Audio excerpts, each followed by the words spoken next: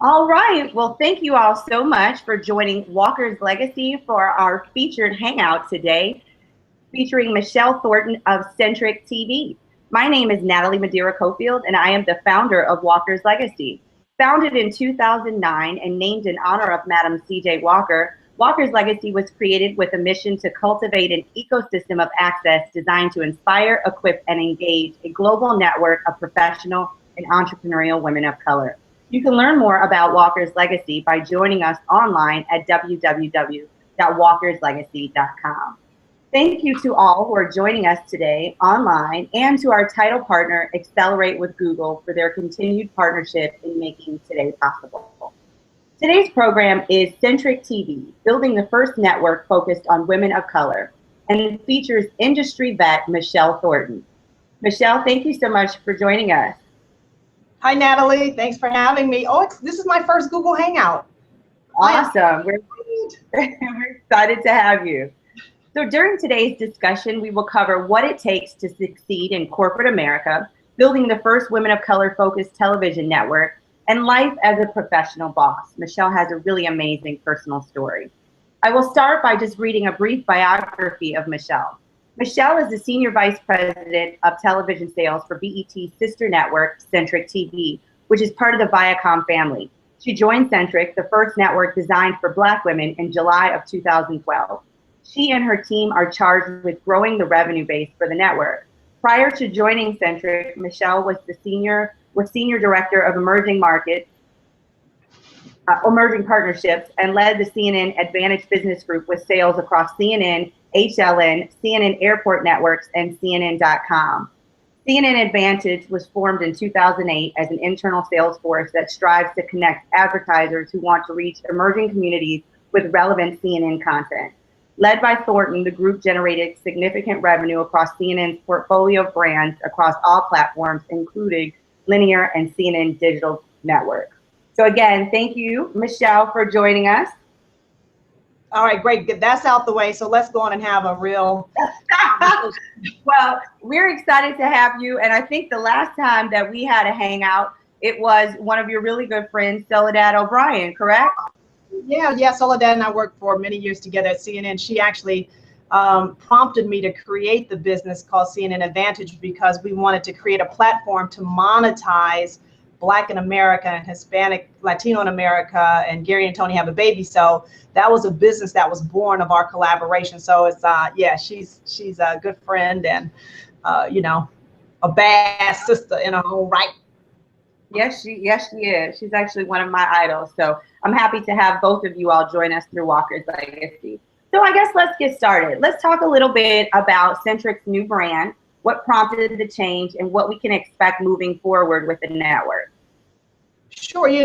Any network that decides to change itself that's already in existence goes through a transformation. So if people are tuning in, it may look like the old network that runs a lot of acquired programming. But over the next 12 months, we're making a concerted effort to build a multi-platform network that actually allows real women to be stars. There are a lot of networks that you see that let real stars shine, and my sister network, BET, is one of those. But we wanted a place where women could come and have real conversations, where they could see a reflection of themselves. We see a lot of Black actresses on television. Okay, don't let me get carried away. We see some Black actresses on television now, and some are representative of the life that you and I live and some of the women that are tuning in today, but not really, right? I mean, I don't pull hair and throw bottles and have crazy conversations and stealing someone's man. So we wanted a place that was a reflection of most of the Black women in America who are trying to take care of their families, trying to get ahead. And, like Madam C.J. Walker, trying to build businesses and making this a better world and community. So that is who we are. And what you'll see over the next few months is we've partnered with some really cool people, right? So Queen Latifah created Single Ladies, which is on the air right now. So on Wednesdays nights, tune into Centric at 10 p.m. There are 4 episodes left. And then we're going to have something coming out that's going to be cool in October that she's creating for us. I'll just say the name Curvy is in it. So it's for our sisters who, love their bodies no matter what size or shape they're in. And then another good friend of the network is MC Light and some of the great things that she's doing. So we're going to be partnering with her Her album comes out April 18th called Legend, and she's collaborating with Common and some great folks. So we are going to connect with women the world knows to give other women the world doesn't a platform to shine. So I love that. Women the world knows, other women that the world does not know. So if you could share with us a little bit about kind of the Black female market in the U.S. Some of the questions that we have from our viewers included, you know, what is the viability of an all Black female focused network? And why is this at this juncture in time so important? You mentioned some of it in terms of changing the perception and the way that African American women are viewed on media and how that affects us in life, period. But just how viable is this as a network? So, you know, I love statistics, and I hope ladies have their pens out, because not only does it answer that question, Natalie, but it answers the question, why are so many women, you know, leaving corporate America where they can't seem to get ahead, right? We know that people that are still hiring hire people that look like them, and I don't see many bosses like me and you, right? So we have to create opportunities for ourselves. But let me tell you the power that we have when we walk in the room, and the power of the Black female marketplace. So there are 23 million African American women. 10 million of those are 18 plus. When you think about the spending power she has is $200 billion. That is a lot of money. But more importantly, she was the CEO before people gave her a title of that, because she's running her household, she's running her community, she's running the school board. Look, she knows how to get stuff done. And she is very attractive to a lot of advertisers because they know this thing. But what else I love about us is that when we find a product or service, we're going to tell our whole community about it, because we know it's good for our sisterhood. So we send that message out, and we send it out through, whether it's Google, whether it's other platforms, that we're going to tell people about it. So we are a powerful little force to be reckoned with. And the world knows it. And the last thing I'll say, although we don't see ourselves on the cover of magazines as often as we should, we are trendsetters. We are fashion icons, and when we do something we have seen, and I'm only speaking research, the world follows, right? You see Rihanna with something on, people are gonna go get it. B is running the world with her fashion and her business acumen. So we know that we're powerful, but we don't walk into a boardroom to a corporation and silently own that. We allow people to give us roles and titles, and I just think that we don't have to do that. I love that. We don't walk into a boardroom and own that, silently knowing our power. So one of the other questions that we have was, what role do you think women of color as entrepreneurs and business owners play in altering the US's economy? And while I know that the network is not exclusively focused on business, what some of the things that you just mentioned to kind of do pertain to that, our spending power, our economic power. So as we look out for entrepreneurship, what kind of programming does Centric think that it might put forward in terms of inspiring women around business and entrepreneurship?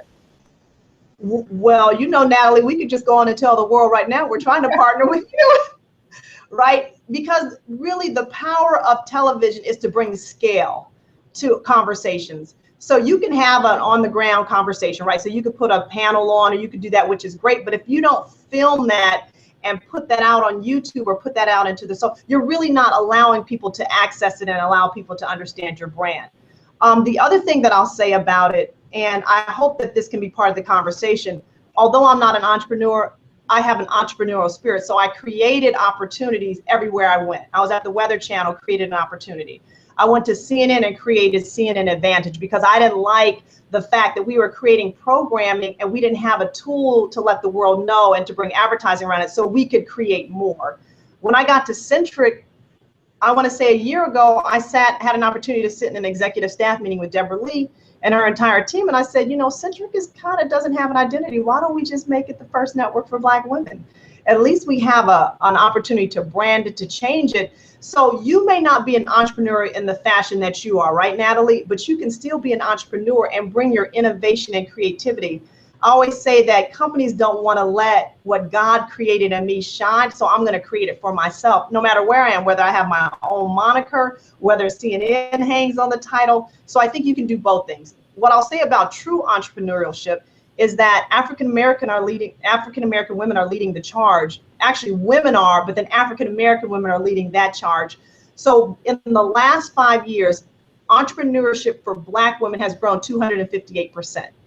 Now we have to look at why that is. And that is because if you're not going to give me what I've earned, I'm just going to go create it for myself. But we have to be smart when we're doing that. And I think we'll get into that conversation about your network, about having a plan and strategy, about making sure that you don't necessarily have a mentor, but you have an advisor and a sponsor, right? Or an advocate to make sure they can help push your vision forward. So you don't do it blindly. You do it with folks that can help you push that forward. You do it with funding. You do it with partners who can bring scale. I mean, you have to be really smart when you want to step out on your own, but we're already equipped to do that.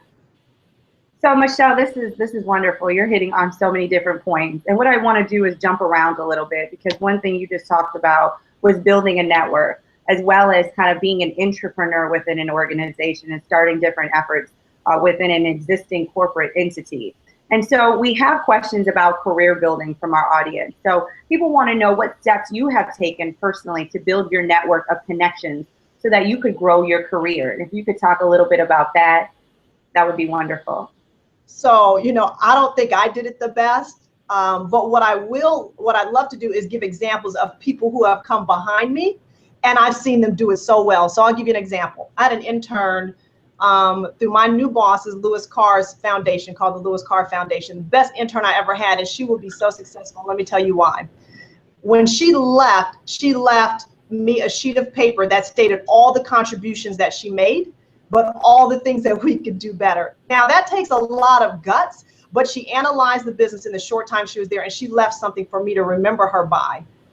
She calls me on my birthday every year. She follows up once a month, not about herself, but about things that relate to the television business.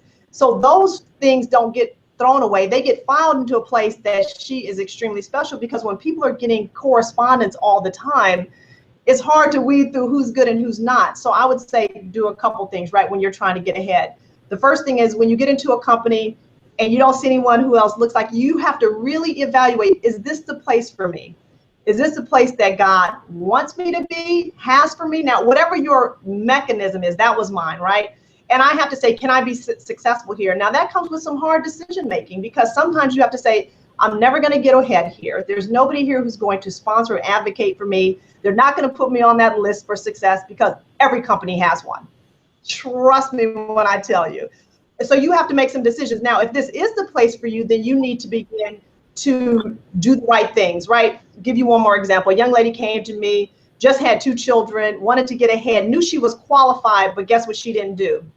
She didn't understand what it took, what her boss expected of her. She did not dress and look the part. And for women of color, any color, trust me, you're already seen when you're walking the door, looking at the part. I mean, you just have to, right? Yeah. It's an element that we're going to be judged by. So you can want to bring your authentic self to work, but if that place doesn't want to accept you, you probably might need to alter it. And I say that very carefully, because I'm never going to change who I am, but I will compromise to get what I want, so that I can be placed in a position so that I can hire the next person who looks like me. And if you never get to that opportunity, you can't change the situation, right? So what the young lady did, she went to her boss and she said, okay, I'm not getting ahead. Tell me the 3 things I need to do to get promoted. And as soon as someone utters the words of what they are, they can't take them back. And they cannot not promote you. They can kind of string you along, but now you have to hold somebody accountable. And then the last piece of that is you have to put people on timelines. If I do this in this period of time, will you take action for me? And then you're in the game. I love that. And I really do want to kind of hone in a little bit on the piece around kind of the silent protest of individuality, when if you can get through the door, you have so much more power to help other people get the door. Absolutely. And so then it becomes a question for yourself about how much is that hairstyle or that particular attire really worth it to you when you have so much more influence when you can get through the door. And I think a lot of times people consider that selling out, and it's not, especially if you approach it with the right mindset, which is to do good with what you have access to. So that was really powerful to me. So, Michele, you talked a little bit about some of the interns and women that you have mentored, and obviously at Walker's Legacy, mentorship is very important to us. But I'd love to hear a little bit about you and how you personally made yourself visible at BET, at CNN, and now at Centric. What have you done to position yourself throughout your career? So I'll give you another statistic, Natalie. 80% of women don't ask for what they've earned. Forget about what they want, and they think, you know, I was built for. They don't even ask for what they've earned, right? So they don't even raise their hand and say, okay, where is mine? So I made a decision when I was at CNN that I wanted to take this business that I created, right? And it was a multi-million-dollar business, created $10 million for the company in a year period of time they would have never seen if we had not created this business. So I'm like, okay, shouldn't that have a director or vice president title? And so I went to someone who was an advocate of mine, and I said to him, I said, look, if you can't promote me, I understand, but will you be my biggest reference because I can't stay? He actually looked at me and said, I can make that happen for you. But had I not asked, right? So understand, this game for us as women of color is just like basketball. We'll go to the court and we'll see, we're like, dang, that dude can play, but he never made it to the NBA because it's just not about being the best. It's about being smart and strategic and lining up people and conversations. So yes, I am the best at what I do, I believe, but I also come ready to play. I understand the characters around the table, who's for me, who's against me. I don't share my personal business at work.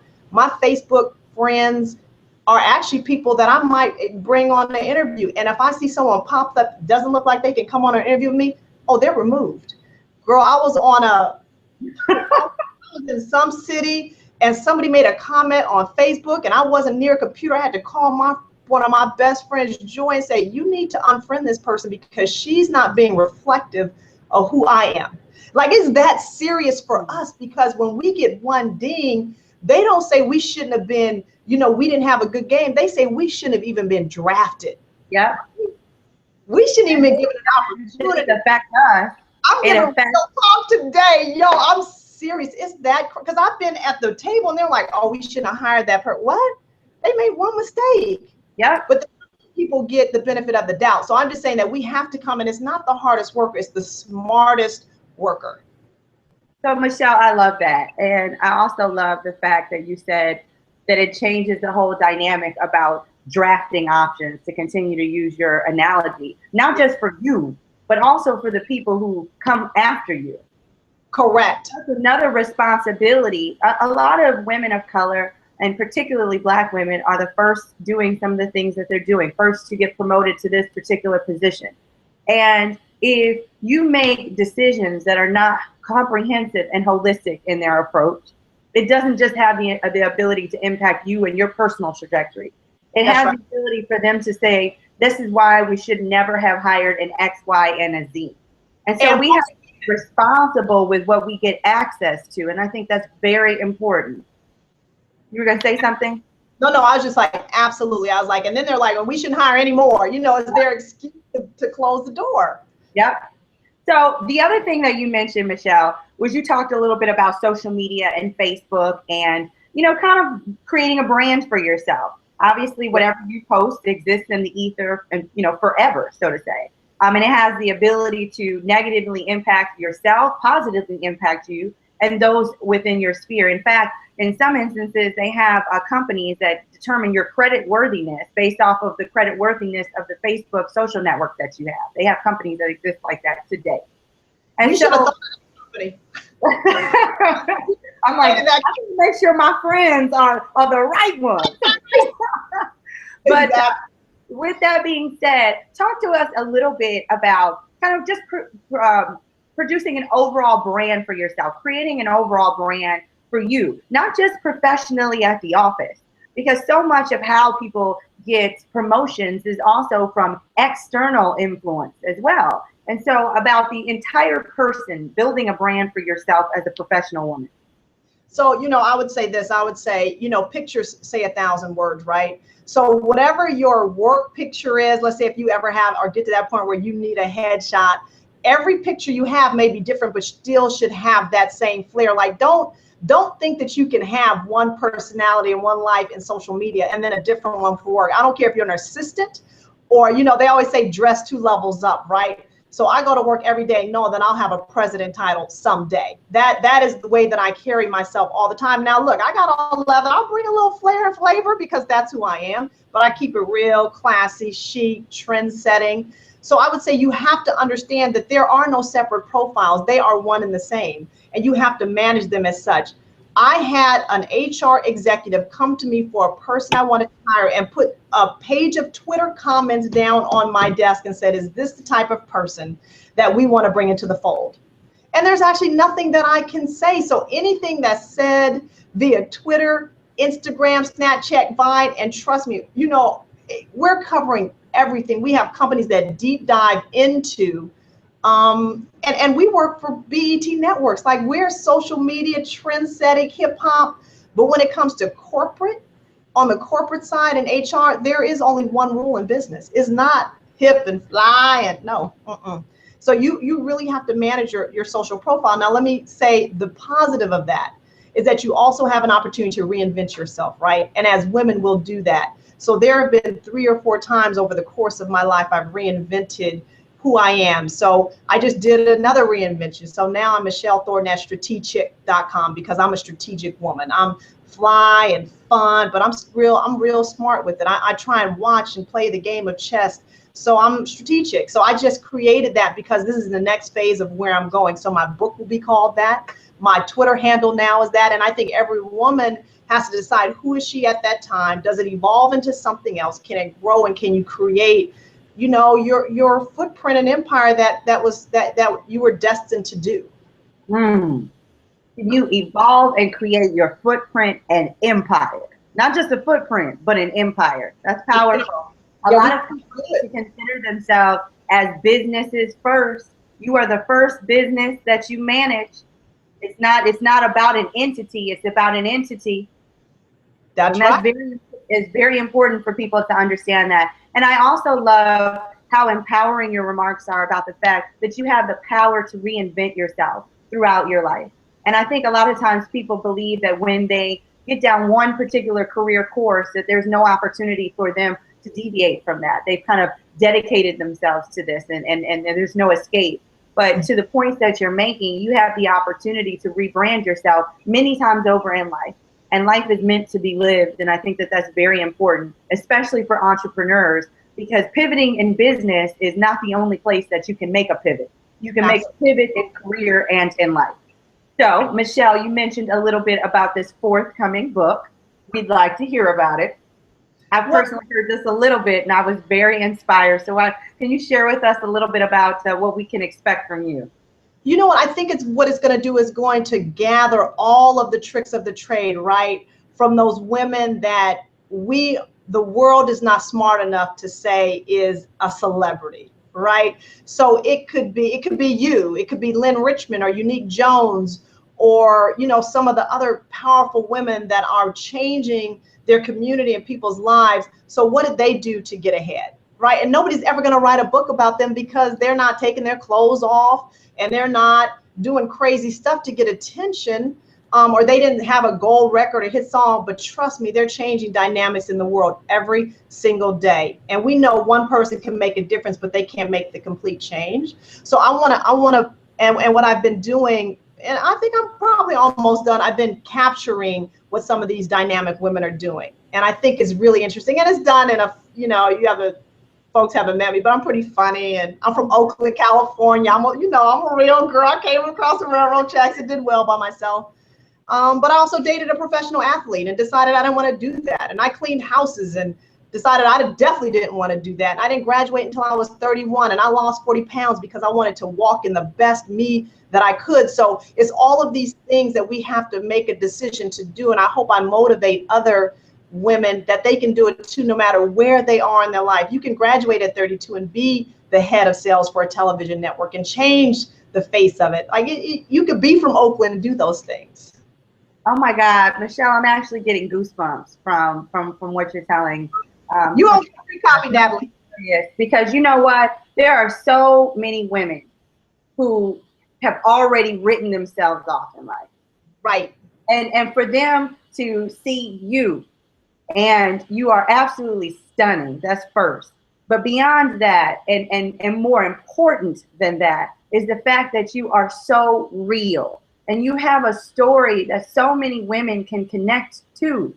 Mm-hmm. And I think it's important for people to be able to see a positive reflection of themselves, because we just don't see it enough. And that's why what Centric is doing is so important. It's about changing the narrative of what it means to be a Black woman, what it means to be a woman of color in this country, because it's a narrative that carries itself far and wide. And what you're saying is about changing the narrative of who we believe that we can be, which is just very, very powerful.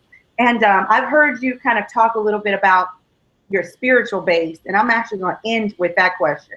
I normally end with a question about family and all this, but I think it's important for people. There was an article that I read by Entrepreneur, and it talked about people who have some kind of spiritual base actually make the best form of entrepreneurs, because they're willing to take certain risks because they believe in whatever they believe in whoever they believe in. They believe that it's not just them doing things. And I think that that's very important. So with that being said, Michele, and I know that we still have a few minutes left in our conversation, how do you define success? And on top of that, because you do a wonderful job of answering these questions so thoroughly, let me throw out here as well, when have you had a personal low? We just heard a little bit about cleaning houses, and I'm sure we want to know what that was about. And how did you get out of that? So let me start with defining success, right? And for everybody, it's going to be different. And part of that conversation is can we have it all? And I don't know really what that means, but success is in two buckets for me that I bring together, right? So it's serving my community, whether that's through a positive network that has images of women that I can be proud of and for my daughter to be proud of, or is that making sure that I am the cookie mom for my daughter's Girl Scout troop, or that I make my son's basketball games? So how do you do all of that together? And what you do and what women have to do that men do not is you have to become vulnerable, right? So I have to put on my calendar the things that are important. So let me tell you, I start my broadcast year off, which is from October, because that's the Viacom broadcast year, from October through June, with my children's school calendar. And that's the way that I start my year, and I load it in, and then I ask my kids, which one of these things do you need mommy at? And then it becomes a journey for us, because then I've set an expectation that I can't be everywhere, because you like going to the school and like wearing those tennis shoes.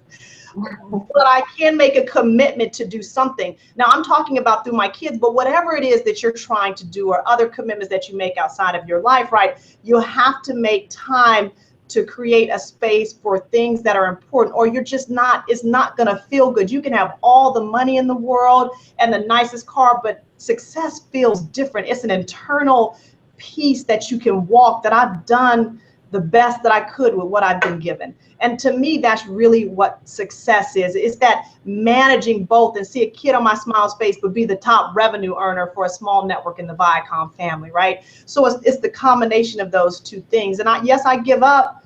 Probably, I don't know if I had a vacation just for my girls, but okay with it, my vacation time is spent, right? So it's that, so that for me is success. And then the last thing I'll say about success is that my dad died when he was 59, and I remember going to the hospital, and I had just graduated from college, and I told him, I said, I'm gonna make you proud of me. And he couldn't speak, but he could hear. And when I said those words, that I would make you proud of me, he passed away. And the point of that is that he was a community activist, so he knew that I was going to take his legacy and just take it to a bigger place. So every day I walk in the fact that I made a commitment to him, and whoever is listening, or whatever your commitment is, or whatever your journey is, when you walk in that and make a commitment to that, I think that you can feel good about yourself and lay down and go to sleep every night. So that's that piece. You have something to add now? Because you here.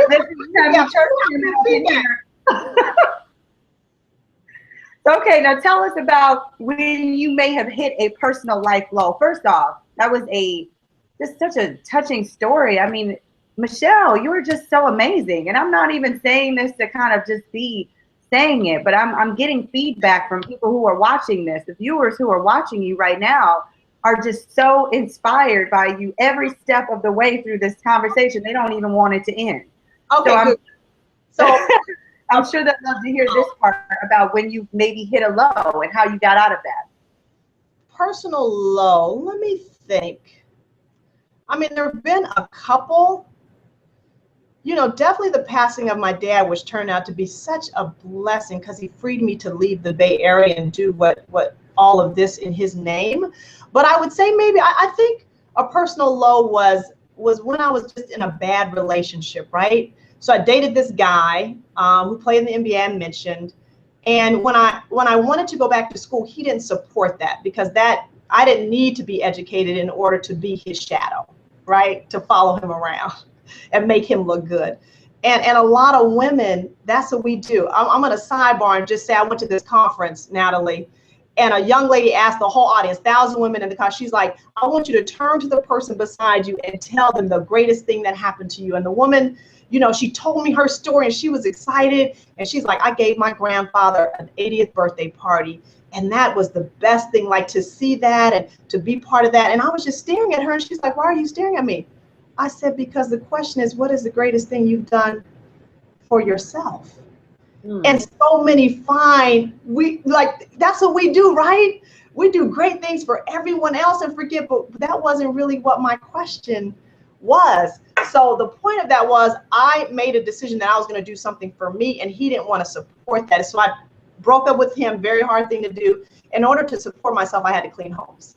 And it was really, there's not a time that I walk out of a hotel room and not leave a tip for the person who cleans my room because they have such a hard job and they have to be so humble in it, right? And they're just trying to provide for their family. So I had to do that for a living, put myself through school and gain weight, you know, right? So this is a high profile person. And then he's talking, oh yeah, she's let herself go. Look what she has to do for a living. Look how she's gained weight. And I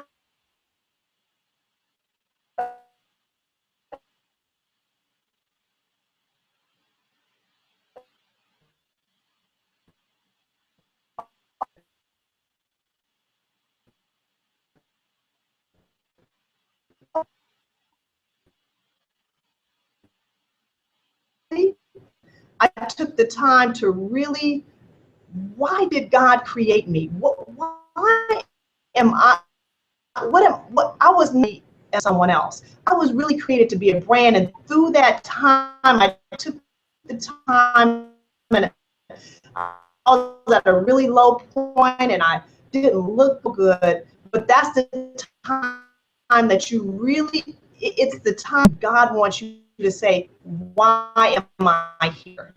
And if you don't use that time smartly, nobody's going to do it for you. You really have to figure out what's next. So, Michele, one of the things that I wanted to kind of draw a parallel to with Madam C.J. Walker and your story was that Madam C.J. Walker obviously was married more than once. And one of the reasons why she actually divorced her husband was because he felt like at one point it was enough. And what she was making, you know, when she was making $10 a day, that was enough. But that wasn't enough for her. She wanted to be a millionaire. She wanted to be a very successful businesswoman, not just for herself, but also for her community. And when I hear your story, and she did the same thing. She had to clean homes and wash floors and humble herself. But in that humility, you find a silent confidence that I think is just very, very, very powerful. That if you haven't had to hit that place, a lot of things can take you off your course and you won't know how to handle it and get back up. And so I think it's really important for people to have that kind of experience. But drawing it back to kind of Walker's legacy, it just goes to show you that Madam C.J. Walker's legacy is actually embodied in so many of us in so many different ways. And she herself was actually a victim of domestic violence and other things that a lot of women don't know about and that a lot of women have connection to as well. So, Michele, we have just a few minutes left here. And I want to ask a couple of technical questions, and then I'm going to conclude with a final question, more specific and personal to you. But folks have asked. Obviously, you work at Centric. Obviously, you've been with BET. You've been with CNN. Some of the women who are watching us today are women who are in the PR media business, and they want to know how someone would pitch to a Centric, how someone would go about getting their works, their life works, in front of a woman like you. So what advice would you give to someone who was an enterprising woman looking to connect with a global or national network? Absolutely. So this is what, and I'm going to speak technically and generally because there is a format that I didn't know until I got there, right? So people are pitching me. I'm like, oh, this is a good idea. Let me send this up, and it goes nowhere. So then someone finally pulled my coattail and said, no, it needs to be like this.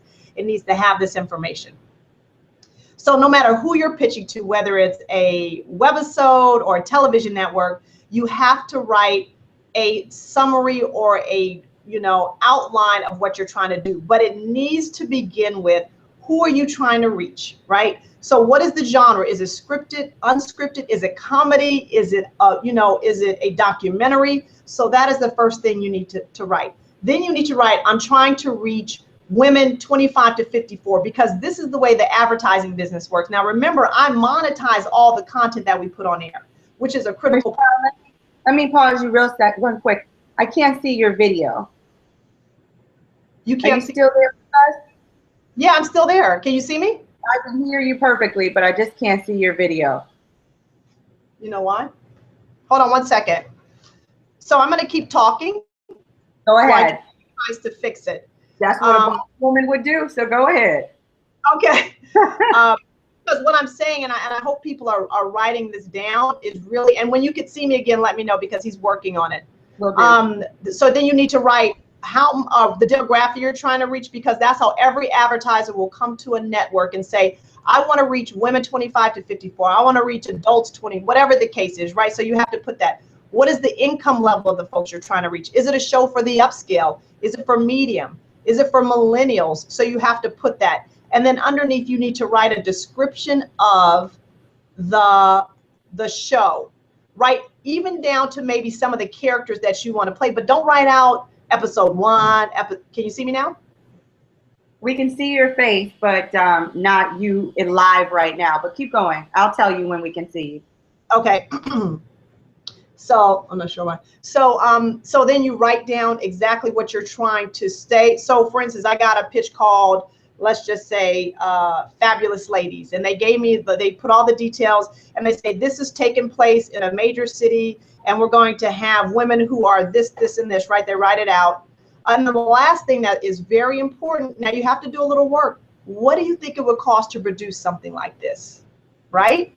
Now you have to do a little bit of research. So if there was a show that was like this show probably cost, and most shows cost between $50,000, and Empire may cost a couple million, but like the low budget shows, a Housewives of Atlanta might cost $200,000 to $500,000. So you get the idea. So you would need to try and figure out some type of production cost around it. And those are really the only elements. People think they need to go out and shoot something. They need to create something and have this elaborate thing. And I think it prohibits people from putting a great idea down on paper to send out.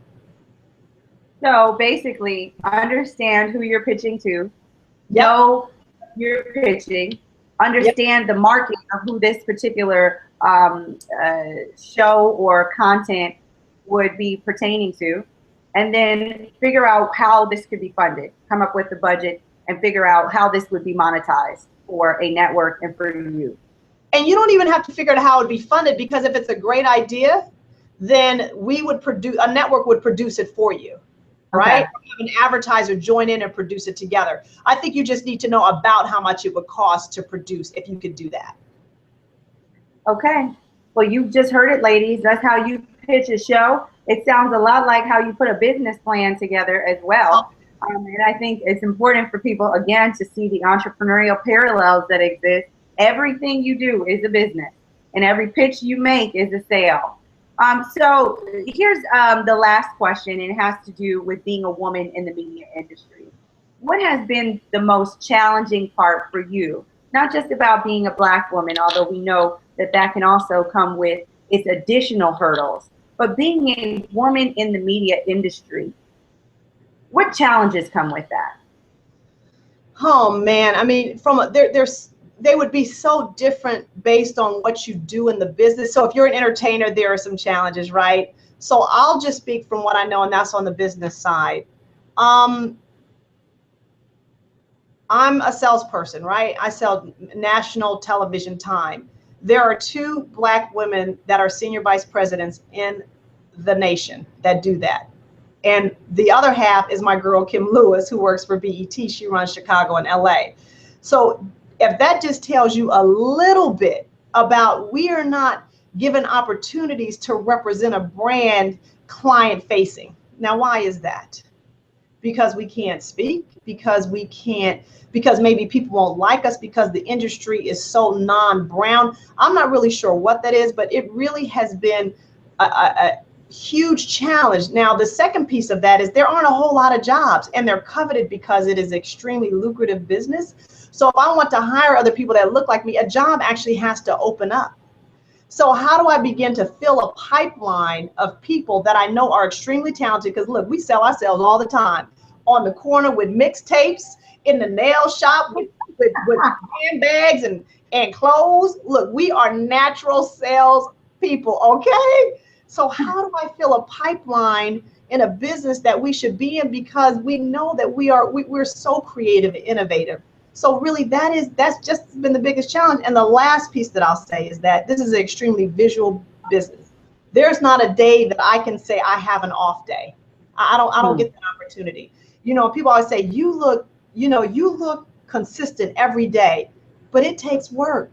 You know, I always joke people, I was like, I wake up like this, but if you ask my husband, he's like, no, she does not. So it really is a commitment to myself to be the best every day. I don't get to show up in blue jeans and a t-shirt, right? I have to really represent my brand 24 hours a day, all the time. And it's a huge commitment that other people may not have to do. But me as a woman of color trying to make a statement and a stance and have a pipeline of folks that they say if she could do it, maybe there are other talented people. I think really that is my biggest challenge. Got it. Well, I think many of us can identify with that. So it sounds to me like bringing your A game across the board is important to succeed in corporate America and beyond. So Michele, we're actually going to conclude with this question here. And you've talked a little bit about it throughout your remarks today, which I think is very telling of just what kind of woman you are. Many times we find ourselves having to go very deep inside of ourselves to get the kind of motivation that we need to move forward in life, to overcome life's personal obstacles. And you've talked a little bit about just how faith has been important to you. And insofar as you're willing to share and feel comfortable with sharing, and obviously, you know, everyone has different things that they believe in, and we're respectful of that. But what role does your spiritual self play in your present day self, your actual self, your professional self, your fun self? What role does your spiritual self play in the many facets of who you are as a dynamic woman? So I'll say this, that, you know, since I'm being interviewed on the Google Hangout, I can talk about my, you know, just like you said, everyone has a different belief, but since this is my time, I'm gonna go on and give my man above a shout out, because people know that in my office is, you know, a painting that says Psalms 37:1. On my little table are pictures of my family, but my Bible. So I might not be in the hallway spewing sermon, but you can't come into my office and not understand that I'm a woman of God and destiny is written all over me. So don't come into my space and not want to hear it, because that is where I'm going to pray for people. I'm going to pray on my business. When I got there, I brought the holy oil, like, God, you brought me here for a reason. Let me just manifest whatever it is. So I wake up in the morning praying. I go to bed at night. And this is really the dirty little secret. Oh, my kids 8 and 10. What is the prayer tonight, kids? I want to bless my mommy. I want God to grant favor over her. And this is the last piece of their prayer, and protect her from her enemies. Because look, they're out there. But when you get your children involved praying for you, the prayer army. The prayer army, okay? So if anybody's watching who has it out for Michele Thornton, I got some babies praying for me. No. Oh my goodness, that is so adorable. Well, that's good, Michele. Listen, again, you know, it's across the fabric of everything that you've talked about today, and you know, humility and beauty and just your faith. I think it's just so important that women hear from women like you and see women like you, and you are an absolute inspiration to me. I remember the first time I ever met you was at a conference, and we were both in the bathroom, and I was like, man, she is just stunning. She is absolutely stunning. And you know, there are women who are beautiful, but at the same time as they're beautiful, they're unapproachable. Right, they're not beautiful inside. And so you can say that that's a beautiful person, right, but you may not want to be their friend. You may not really look up to them. But a woman like you, wow, you know, it's just a wow. You know, there have been people who have said they have a girl crush. So they're going to be following you on Twitter. They're going to be following you throughout your journey, and I know that they're going to be following you and looking forward to your book. So share with us the title of your publication again before we close out. Share with us, Michele, how someone can follow you on your social medias and remain connected to you in your journey. Oh, you know, this is the working title, but it's going to be strategic, how and every day. So I think that's the range, but trust me, if everyone begins to follow me, I'll send it out. Natalie, I'm going to send it out to you and to my other friends, hoping that it will be out by the end of the year. Now, I'm not going to say hope, I'm going to make that happen. So, and the one is inspire people that you can actually become the leader of organization you create. Michele, we're having a little bit of a difficulty hearing you. Can you hear me? Michele, are you there?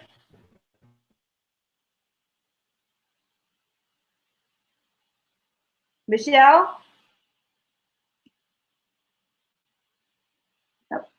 Well, I think we may have just lost our guest, ladies, but listen, if you are watching, I know that you felt just how inspiring and powerful Michele Thornton, Senior Vice President at Centric TV, really is. She is an amazing woman who embodies the spirit of Walker's legacy. Again, my name is Natalie Cofield, and I have the honor of serving as the founder of Walker's Legacy. Walker's Legacy program looks to bring you insightful, meaningful opportunities for conversation and community. And we hope you found today's special hangout a great opportunity to do such. Many thanks to our partners, Accelerate with Google. And if you aren't a member yet, make sure you visit the website and register. It's absolutely free, www.walkerslegacy.com. We hope to see you at our next hangout. And we look forward to seeing you at future in-person and online events. Have a wonderful rest of the day and a fabulous rest of the week.